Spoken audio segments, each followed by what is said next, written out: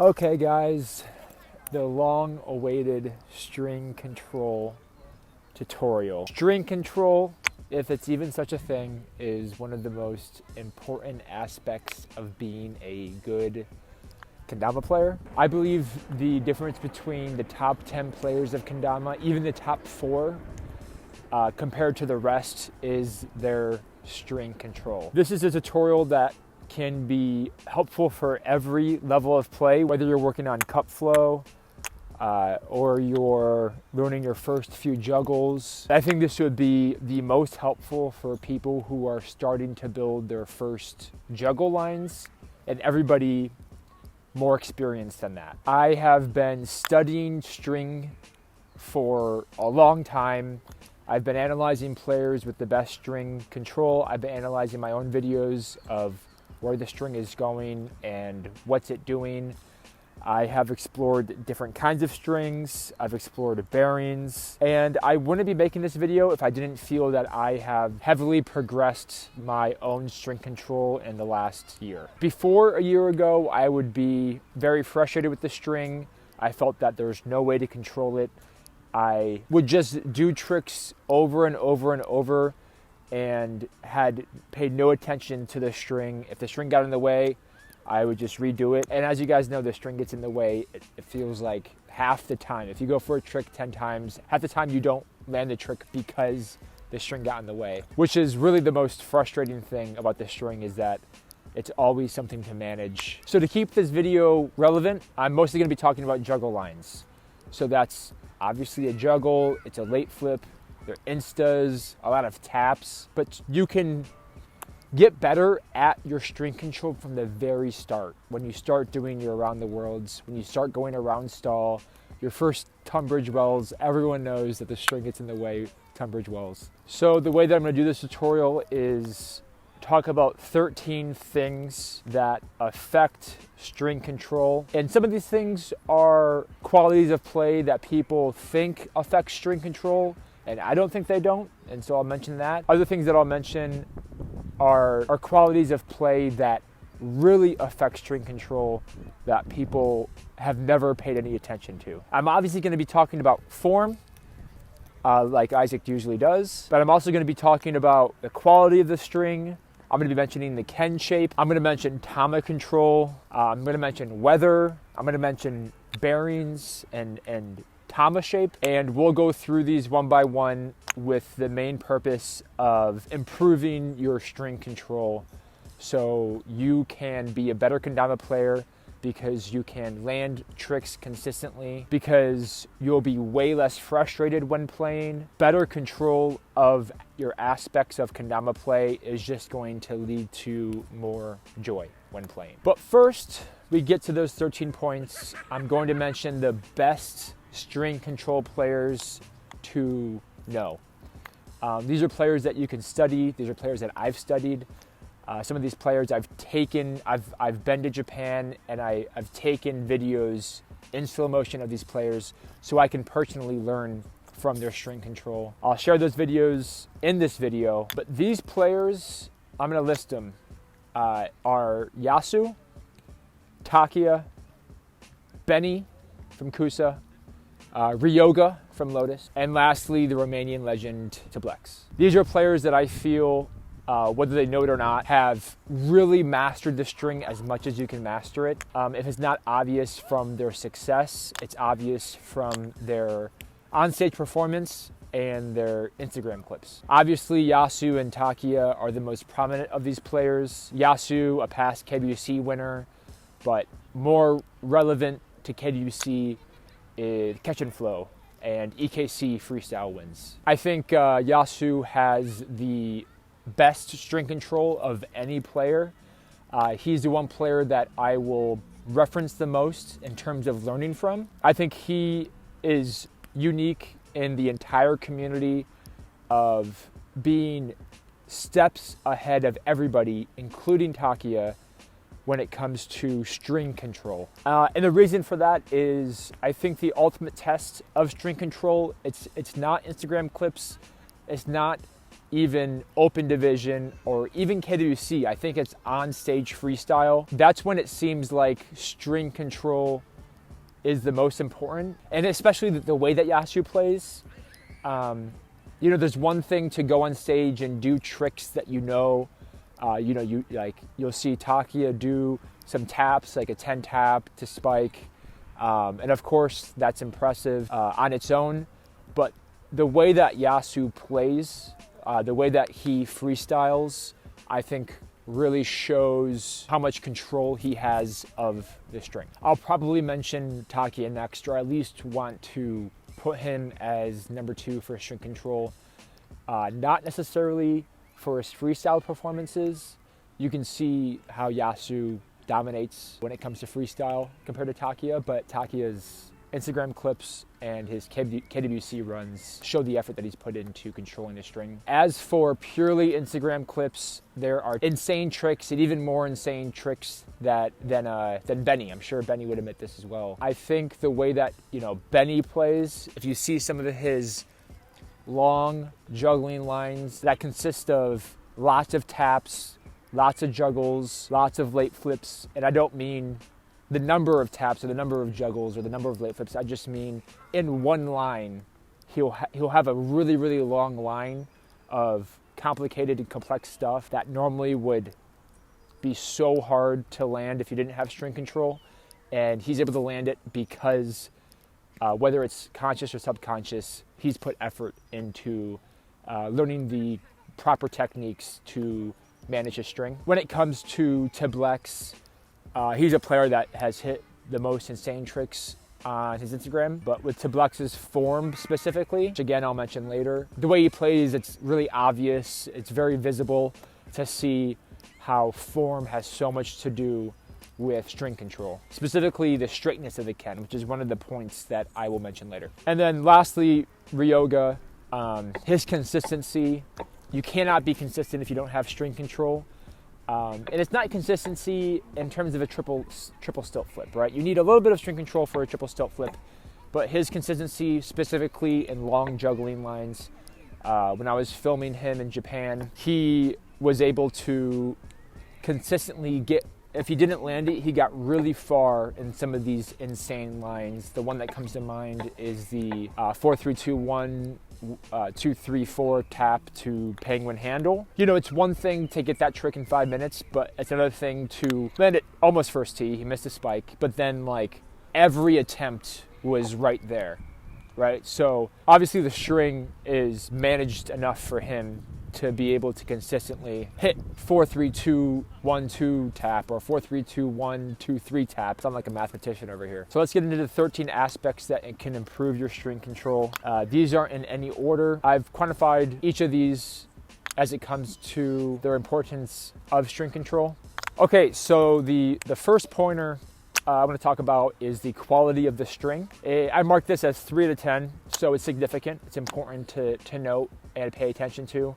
It's not the most important. And for this pointer, I'm going to shamelessly promote the Lotus String Pack that just dropped. In the string pack are, I think, the best strings to play kendama with. The string pack includes lovely notch strings, which are infamous for being favorable for kendama players. But I've tested probably 10 to 20 different strings from the factory, from the USA, made in the USA.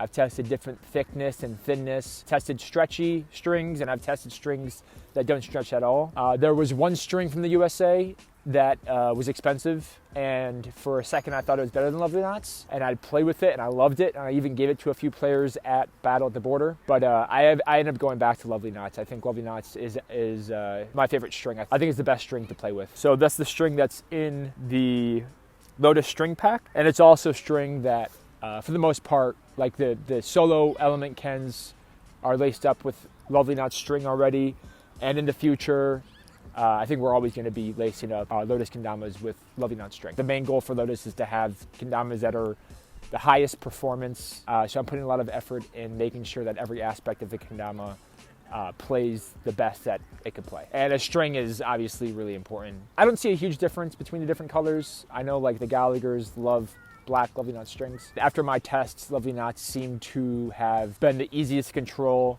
and they're those are the strings that get out of the way the most and get tangled less frequently. The next aspect that I'm going to talk about is much more significant than the type of string, and that is the straightness of the Ken as you're going for a line. I think you'll notice that most of the top players, they very rarely have a wobbly Ken as you're doing a line, but Tiblex comes to mind first when I think of like the best Ken form. All of his clips, just his whole body is almost like in line with keeping the Ken straight. When he's going for, you know, a big late flip, you can almost see him do like a micro adjustment just to make sure it's perfectly straight. There's obvious reasons why having a wobbly Ken, or when you're tapping and the Ken's a bit wobbly, like it's not on that perfect plane, the string would get in the way. I find even when I'm going for a difficult line, that even like on camera, if it doesn't look like it's necessarily not perfectly straight, but if I just play and I just put effort in making sure the Ken is completely straight, the string just tangles way less frequently. So I'll give you a quick example. Like if I'm just casually doing some juggles, you can see the Ken kind of wobbling around. You know, I can also play in a way where I'm just really honed in on keeping that Ken straight. And it kind of like comes, you can see in my posture of like what I'm doing. You know, I think this is one of those things that's really important to keep in mind, because you also, when you want to keep the Ken straight, you're just naturally putting more effort into the trick. You're putting in effort into keeping the whole trick and all objects clean, concise, and you're limiting your movements as well. I put a Ken control and Ken straightness as a 7 out of 10. It's a very significant pointer if you want string control, to focus on your Ken straightness and your Ken form. The third aspect I'm going to mention doesn't relate to form, it relates more to material. It's the bearing. This is a 7 out of 10. This is one of the aspects that I think a lot of people don't pay attention to, but as you're going for a juggling line, if you pay attention to the string, you notice because the Ken is spinning and the tama is slightly spinning. Here, let's do this example. Let me hold the bearing and then spin the Ken. So let's say like you go for a big line. You can see the string here. Like you see how it's just tangled in itself. It's just because the string spun on itself like a million times. If you're going for a line that I just posted the other day, it was like triple juggle, triple juggle, triple juggle, insta, triple late flip. Like I'm not really good at math, but that trick just made the Ken spin at least 120 times. So what's really important for string control is for the string to reset during the trick. If you have like a bad bearing or a bead, as I just showed you with the string spinning on itself, that is really, really bad. It's going to make your string tangle. But if you have like a bearing, and specifically a bearing in the string pack, again, shamelessly promoting the string pack. I've tested a bunch of bearings, and the bearings in the string pack are the best bearings. They're like high quality, they're relatively expensive, and they seem to spin way better than the other bearings I've tried. Because if you're gonna be going for like a long juggling line and your bearing's not doing its job, the string again is just gonna tangle on itself. It's going to end up with the string getting in the way and the trick not succeeding. You know, one thing I've been playing with, be in the middle of a juggling line and I'll notice the string is tangled on itself. I don't know if you've realized this before, but for the bearing to like actually reset, you don't necessarily need to like drop it. But if the tama is like far apart, and in fact, if you somehow get the string taut, it's gonna reset. So an example of this is if you're going for like a juggling line in a freestyle, which Yasu will go for, like you'll notice sometimes the tama will be really separated from the Ken. And I don't know if he does this consciously or subconsciously, but that will definitely reset the string mid-juggling line. And now you just have a fresh string that's not tangled at all, and it's way easier to manage. Fourth point, it's similar to the bearing, it's the tama hole. If your tama hole is too small, the bearing isn't being used at all. So when you're going for a juggling line, it's going to be way harder for the bearing to automatically reset. For this tama specifically, I've actually carved out a bigger hole, but it's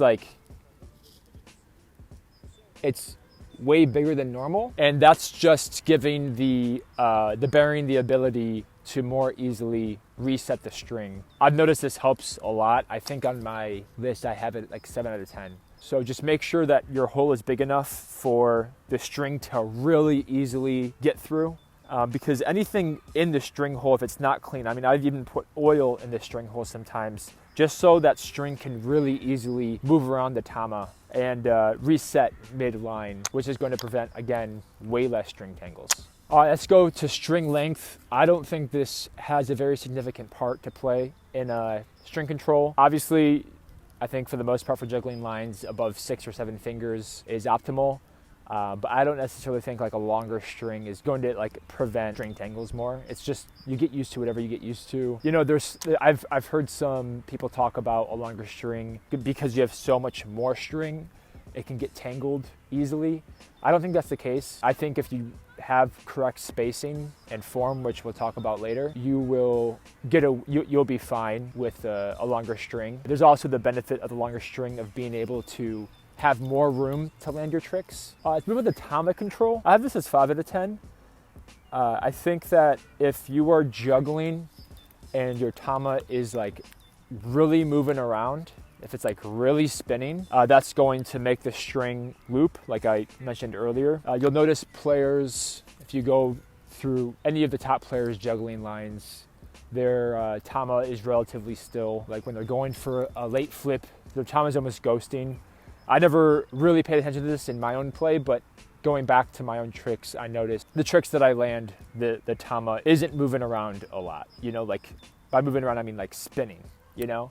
And I obviously know that, you know, I promote spinning the tama for tama control, but if your tama is spinning like this way, that's not going to make the string, if you have a good bearing and a big tama hole, that's not going to make the string wrap up in itself because it's rotating on the same axis that the bearing lies. Say like I'm doing a tap line and for some reason my tama isn't like here, but it's like here, and then I do like, you know, a tap and I spin it. Like you see how it's not on this axis, it's on this axis. So when I do that, it's going to make the string be way more wacky than if it's like this, which you can obviously see. All right, now we're getting on to climate, and not climate change, but we're talking wind. Wind has a huge part to play. It's the most important so far. I have that as 8 out of 10. It's the most frustrating thing ever to be trying a trick and for it to be windy. I've actually learned to just stop. I just stop playing. I'll just like go inside to play even if it's a beautiful day. If it's really windy, I just won't play. If there's like a small amount of wind, it's important to play with the wind. So let's say the wind is blowing this way, right? That means when I'm doing a juggling line, the string's gonna be blowing into the Ken, which is no good. So I'll like, while I'm like at a sesh, I'll just like play the other way, even if it means not facing the people that I'm with. Because, you know, if I'm turned around and the wind is blowing this way, then the wind's gonna be towards the tama instead of the Ken. Wind can actually help. Next point I have is skill. I'm not really talking about skill in terms of string control, because that's a skill that you'll progress just like anybody does, and hopefully you'll progress it with this video. But I'm just talking about general skill in doing tricks, right? So like if you're just starting to learn to juggle, let's say you're going for like, you know, lighthouse juggle back to lighthouse, a trick that I've done a million times, so it looks like easy because I've been doing this for years. I can, because I've been doing this trick for so long, I can really pay attention to where the string is. I can move the Ken around. If I feel like a slight pull on my hand, like I'll be able to land a trick even if the string isn't in the optimal position. I'll be able to land it still because of my proficiency at that trick. As you progress and you gain more skill for certain tricks, you'll be able to pay more attention to the string. So, you know, if I'm doing like a 10 juggle spike, because I've been juggling for so long, I can kind of like make sure that my spacing is good, make sure my Ken is straight, because I'm, you know, I've been juggling for 5 years now. But if I had just started to learn to juggle, you know, all your brain capacity is just making sure that your hand's in the right position, that the Ken is flipping, that you're moving back and forth, so you don't have room in your mind to pay attention to where the string is. I remember going for like a 3-2-1 tap. You know, at first when I'm practicing it, the string would be tangled and would prevent me from doing the trick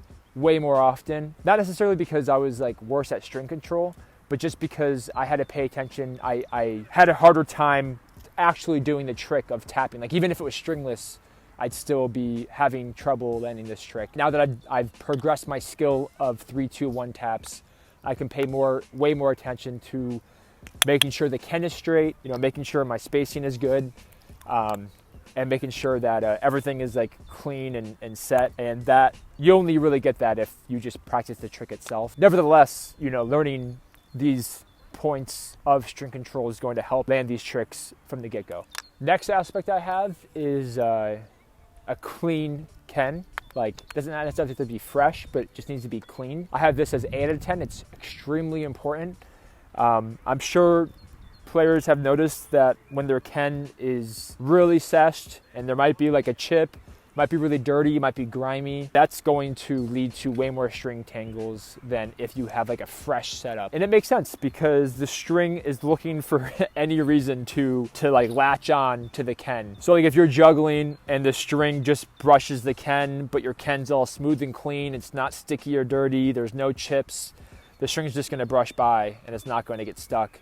But if you have a Ken that is dirty, sticky, chips, the string is going to get stuck on the Ken way more often. So I recommend cleaning your Ken after every sesh, which is what I do. That includes using paper, like, you know, paper towel and soap to clean it. But it also includes using sandpaper, which is in the Lotus String Pack, to just get out like the dirt and the cracks or the bumps. You'll notice immediately with a clean Ken that you will be way more proficient. You'll have like way more success and you're gonna have a better time playing Kendama. Next aspect I have is the shape. This is a 1 out of 10. I don't think it matters what shape you use, whether that's for the tama, I mean apart from the string hole obviously, but Ken shape or the bevel size, very, very limited amount of string control. There's shapes that are like a lot sharper and lighter. There's shapes that are, you know, chunkier and heavier. All the other aspects that I am explaining to you guys are just way, way more important for string control than the shape that you play. Number 12, this is going to be back to form. This is spacing. This is really prominent in specifically Benny's style of play. You know, the trick that comes to mind is the 4 taps with big taps. He did it with a bunch of lates. Like, it's an extremely long line. It's difficult. He ends it with like a sick ender. But you can see in that line specifically the height that the tama has compared to the Ken, and also on this plane, like the left to right or like the parallel plane, whatever you want to call it. He keeps his juggles really far apart. And this is, for me, the most progression that I've done is paying attention to this aspect. If I'm going for a 4-tap, juggle late 4, or even when I wish I knew this when I was learning a single tap, juggle late flip, juggle single tap. The closer the tama is to the Ken, look at all this extra string. Even if it was a shorter string, there'll be a lot of extra string here that is just sitting there and is just gonna find the Ken to loop around. The way that Benny juggles, he really separates his hands and he juggles so the tama is like farther away. And so when he's doing this late flip, or when he's just even doing like a juggle, this extra string by the Ken can't latch onto the Ken. Like, you'll see in some clips that it does, but he'll be able to reset it, and then when he goes back to a late flip, it's not going to be stuck on there. It's going to reset again, or maybe like it will loop once or something. But even with one loop, you can finish the line most of the time.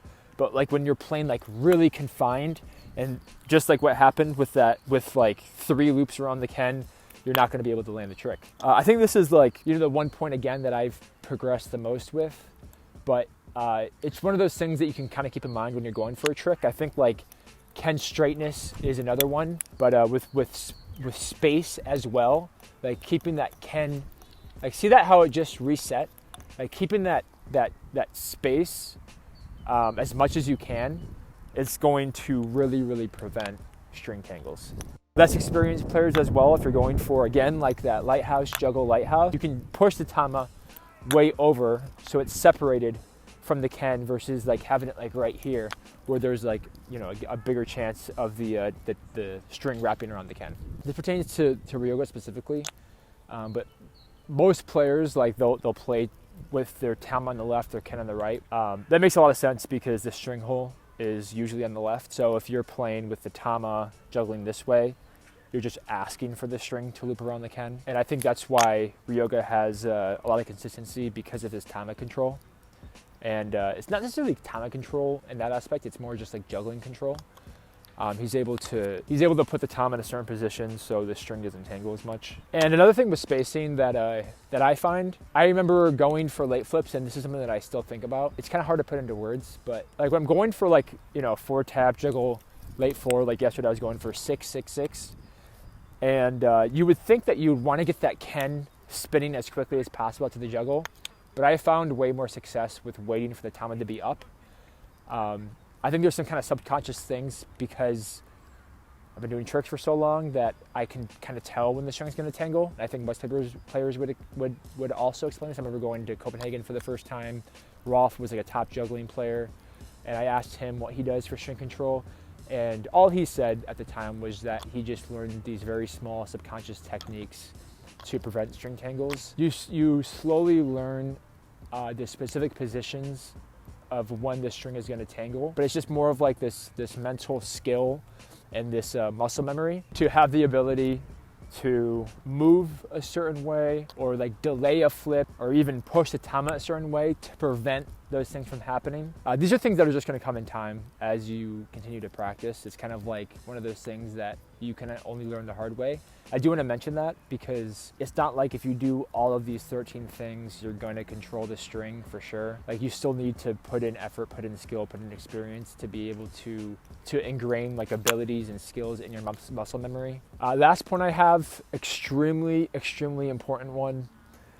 It is moisture, and not only humidity, like in the air, but also sweat. Moisture and string control do not mesh at all. It's crazy how this isn't really like a bigger topic in the community. I mean, even for me, I used to just wonder why I couldn't play when it was like humid out. And it's just because if you can literally like get something wet, and if you put the string near it, it's like a magnet, but the string will just like get into the water. And that's the same thing for moisture on the Ken. The Ken is like wet from the humidity or from your sweat.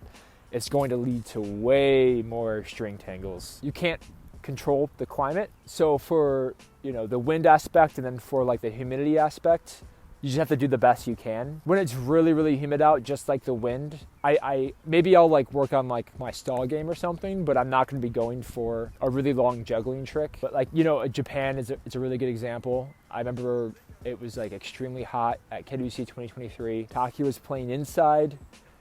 There's players playing outside. They have worked through it. They've gotten through it. Obviously, you can see that Japanese players play all the time. In the Maharu's Lotus edit, you can see how much he's sweating. It was super hot outside, but he's still able to hit the tricks that he hit in that edit. Like let's go watch this Yasu clip. So in traditional Yasu fashion, obviously his play style is really unique. It's really clean. But you can see the straightness of the Ken. You can see the spacing of the tama and the Ken. You know, he's learned ways to reset the string, which you'll see with his thigh bounce. Like he missed what he was going for, a triple toss to lighthouse. And you can see the string starting to get tangled, but then he kind of reset it by throwing the tama a certain way, and then he kind of found his juggle again. So yeah, I really hope you enjoyed this video. You can support me in making these videos by subscribing to this YouTube channel and by supporting Lotus. So buying our products, buying the string pack, We have, silicons coming out soon. We have a bunch of kendamas dropping all the time. As the owner of Lotus, I want to, again, make kendamas that are going to perform the best. That's the most important thing to me when it comes to our products. So by supporting Lotus, you definitely support me making these videos. So yeah, remember to subscribe and leave a comment of like what you want to see next, what you thought about this video. And yeah, thanks for watching.